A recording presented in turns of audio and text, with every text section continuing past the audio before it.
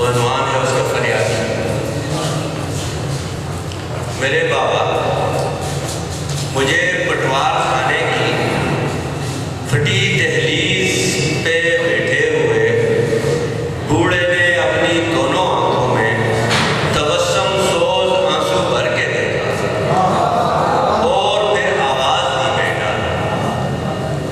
मुझे पटवार खाने की फटी दहलीज पे बैठे हुए बूढ़े ने अपनी दोनों आंखों में तबस्सुम सोज आंसू भर के देखा और फिर आवाज दी, बेटा।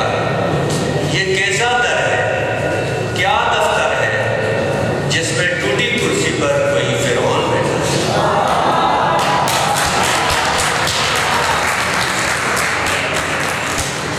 दो अशार पेश करता हूँ।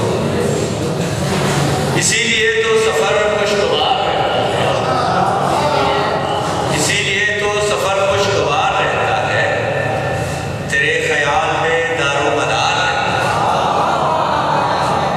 इसीलिए तो सफर खुशगवार रहता है, तेरे ख्याल में दारोमदार रहता है। मुझे यकीन है एक रोज मार देगा मुझे, मुझे यकीन है एक रोज मार देगा मुझे, ये तेरा हिजर जो सर पर सवार रहता है। मुझे यकीन है एक रोज मार देगा मुझे, ये तेरा हिजर जो सर पर सवार रहता है। मुझे नहीं